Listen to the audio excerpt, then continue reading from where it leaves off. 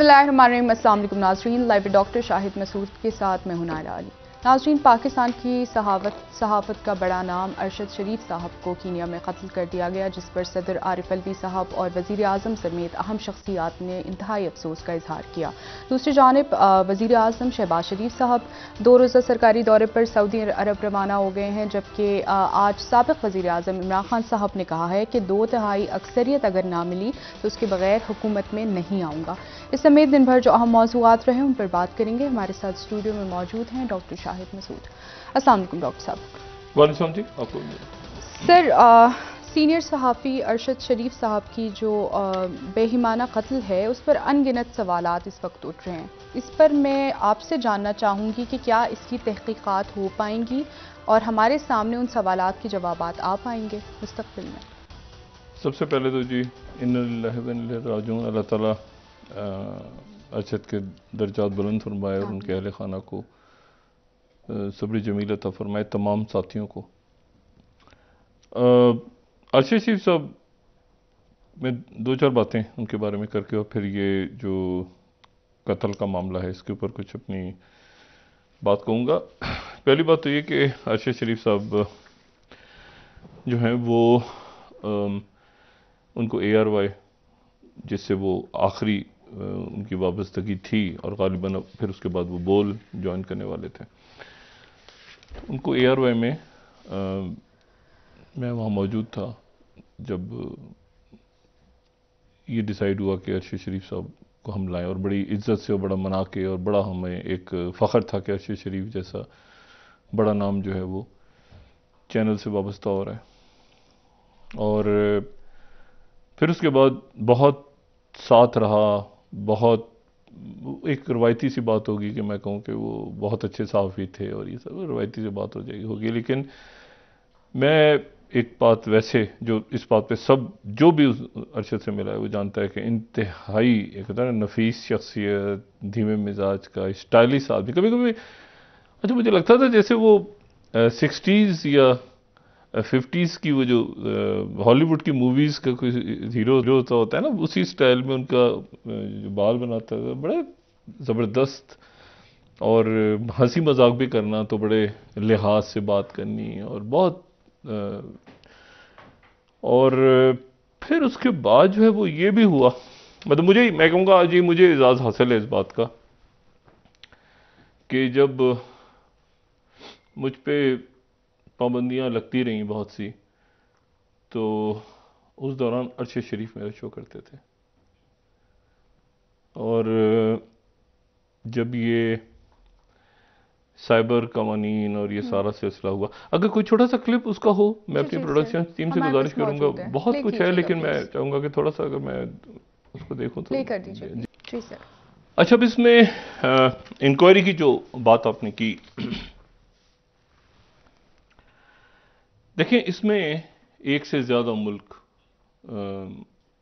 में ये इंक्वायरी यानी इंटरनेशनल लेवल पे इसकी इंक्वायरी बनती है। और वो मैं इसलिए कह रहा हूँ कि बहुत सारे सवालात इस वक्त खड़े हो रहे हैं। बिल्कुल। सुबह मेरी अरशद शरीफ साहब की वालदा से, उनके अहले खाना से मुलाकात हुई। मैं उनके घर गया तो मैं उनकी वालदा से, असल में हुआ ये कि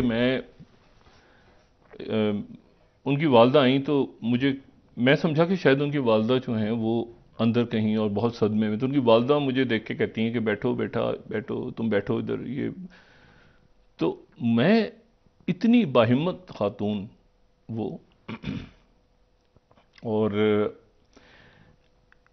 उनके बच्चे और उनकी अहलिया और बाकी, खैर उससे हट के सुबह मेरा ये ज़हन बना कि शायद मैं खुद कीनिया चला जाऊं और उनकी मैयत को साथ लेके वापस आऊं, क्योंकि ये लीस्ट पॉसिबल चीज़ है कि अरशद शरीफ जो है वो मेरा प्रोग्राम कर रहे हैं और आज मैं उनका प्रोग्राम कर रहा हूं उनके लिए, मतलब तसव्वुर से बाहर।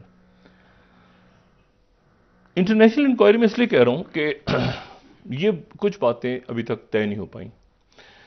मिसाल के तौर पे ये तय नहीं हो पाया कि अभी तक सामने नहीं आया। जाहिर है बहुत सारी चीज़ें जो मुख्तलिफ मुल्कों की, और मैं ये भी जानता हूँ कि एक से ज़्यादा मुल्क इसमें, कीनिया तो इन्वॉल्व है लेकिन और ममालिक भी इस इंक्वायरी में यकीनन कहीं ना कहीं पाकिस्तान की जो सिक्योरिटी एजेंसीज हैं उनके साथ वो काम कर रहे हैं इस वक्त।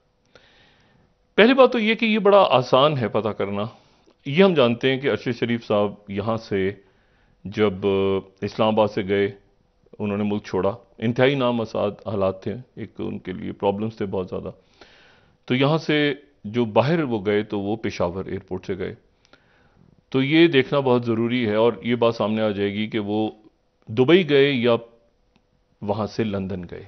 तो ये तो कोई इशू ही नहीं, ये तो FIA और, क्योंकि यहाँ पे दो बातें सामने आ रही हैं। एक ये है, एक तो ये नुक्ता नज़र है कि जी वो शायद दुबई गए और दुबई से फिर आगे जो है उनका वीज़ा जो है वो एक्सपायर हो गया और फिर उसके बाद उनको कीनिया जाना पड़ा। लेकिन दूसरी बात ये भी है कि शायद वो लंदन गए और लंदन से फिर वो वापस दुबई आए और फिर शायद कीनिया गए। तो लंदन और दुबई का मामला तो बहुत सहल है, FIA भी और उसके बाद जो लंदन की अथॉरिटीज़ हैं वो भी। दूसरी जो बात है वो ये है कि ये हादसा जो कीनिया की पुलिस और उनके अभी तक जो उनकी मैं स्टेटमेंट देख रहा हूँ और जो सामने आई है बात उनकी, पहले तो उनके अखबारात सामने आ गए और जाहिर है कि उनकी मीडिया भी, उन्होंने भी, उनके रिपोर्टर ने जो वहाँ से ग्राउंड से रिपोर्ट किया उसमें तजादात हैं, तो उसकी मैं ज़्यादा उस पर मतलब इनिशियली जो भी आया उन्होंने उसमें लिख दिया। उसमें गलतियाँ भी हैं, उसमें कुछ बात समझ में आती है, कुछ समझ में नहीं आती। लेकिन इम्पॉर्टेंट बात जो है वो ये है कि अहम तरीन सवाल ये है कि वो कीनिया में क्यों थे।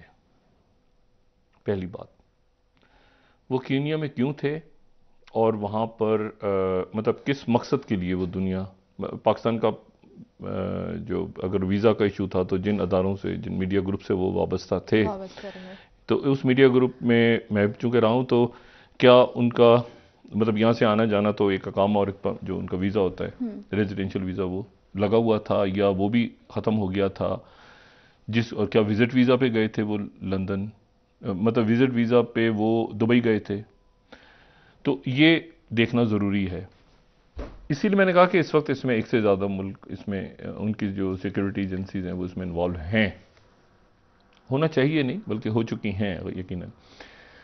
फिर उसकी बात यह है कि अरशद शरीफ का जो मर्डर है वो एक हाई प्रोफाइल मर्डर केस है और अरशद शरीफ का जो है वो कहाँ गए, किससे मिले, कौन सी मुलाकातें हुई, क्या कैसे उनका जो चैनल, यूट्यूब चैनल उनका, जिस पे लाखों की तादाद में लोग उनको अब भी देख रहे थे, वो नैरोबी से चल रहा था, कीनिया से, या वो चल रहा था लंदन से। कितने लोग ऐसे हैं जो इस दौरान उनसे राब्ते में थे, कितनी शख्सियात पाकिस्तान में ऐसी हैं जो उनसे राब्ते में थीं, कितनी शख्सियात जो पाकिस्तान से बाहर हैं उनसे राब्ते में थीं, कितनी सियासी शख्सियात उनसे राब्ते में थी, क्योंकि जलसों में और हर जगह पे उनका जिक्र हो रहा था। कितने लोग ऐसे जो गैर सियासी उनसे राब्ते में थे और कितने दोस्त अहबाब ऐसे हैं जिनको उन्होंने अपनी लोकेशन बता रखी थी। अगर वो लंदन में थे, मैं भी मुल्क से बाहर था चंद रोज़ पहले, तो अरशद को मैंने मैसेज, सिर्फ एक व्हाट्सएप मैसेज किया कि आप खैरियत से हो। उन्होंने कहा जी मैं खैरियत से हूँ। फिर मैंने कॉल करके मुनासिब नहीं समझा कि पूछूँ कि कहाँ पे हैं। तो ये बहुत इंपॉर्टेंट है कि उनकी लोकेशन का किस किस को इल्म था, कौन सी शख्सियात इस बात से वाकिफ थीं कि वो नैरोबी में हैं, कब से हैं, कहाँ हैं, किसके साथ हैं। और ये जो है ये हादसा बज़ाहिर नज़र नहीं आता। एक तो बात हुई नहीं, पुलिस की जो शुरू की रिपोर्ट आई कि जी मिस्टेकन आइडेंटिटी, वो किसी और को समझ रहे थे और एक गोली किसी और को लग गई। वो टिपिकल एक जो आपको पता है कि एक आम सा बयान होता है ना कि मिस्टेकन आइडेंटिटी, के वो जी एक बच्चा अगवा हो गया था और बच्चे के अगवा करके उसको बच्चे को ले जा रहे थे, तो उसकी गाड़ी का ये नंबर था, तो हम कुछ और समझे, तो वो जो है वो हमने कहा कि रुक जाओ और गाड़ी रुकी नहीं, तो फिर उसके बाद हमने गोलियां चला दी और गोली चलाई और उसके नतीजे में अरशद शरीफ जो है वो उनकी जान चली गई। ये तो कहानी फ़ौरन ही फिर उसके बाद दूसरी जो रिपोर्ट्स आई हैं वो उसमें ख़त्म हो गई है, क्योंकि पता ये चल रहा है कि जी अरशद शरीफ साहब, और अगर वो स्टोरी को भी उस पहली वाली कहानी में भी अजीब बेतुकी सी चीज़ है कि वो जिस जगह से बच्चा अगवा हुआ है तो गाड़ी को तो उधर से दूर जाना चाहिए, तो गाड़ी दूसरे शहर से इस शहर कैसे आ रही है। यानी दो शहर जो बयान हुए हैं, मतलब बच्चा यहाँ से अगवा हुआ है तो गाड़ी को तो फिर यहाँ से जाना चाहिए ना, तो गाड़ी का उससे उस तरफ से इस तरफ गाड़ी आ रही है बच्चे को अगवा करके, जहां से बच्चा अगवा हुआ है, तो वो तो स्टोरी ही बोगस। अगर आप वो नक्शे पे भी उनके जो अखबार में आए हुए हैं, उनके स्टार में और बाकी उनके एक नेशन में भी शायद है। तो दूसरी तो एक तो ये कि वो कि जी पुलिस ने रोकने की कोशिश की और फिर गोली चला दी, और पुलिस अगर रोकने की कोशिश करती है गोली चलाती हुई तो टायर पे गोली चलाती है ताकि गाड़ी रुक जाए, और एक आध गोली चले टायर फ्लैट कर देते हैं। और इनकी गाड़ी पे जो गोलियां हैं वो चारों तरफ से चली हैं, यानी जहां पर अरशद शरीफ बैठे हैं आगे अगली सीट पे वहां पर भी गोलियां हैं, फ्रंट पे जो साथ पीछे दरवाजा है उस पे भी गोलियां हैं, गाड़ी के पिछले हिस्से पे भी गोलियों के निशान हैं, दाएं तरफ तो गोलियों के। इसका मतलब है कि वो एक पूरा वहां पे एक से ज्यादा लोग थे और उन्होंने वो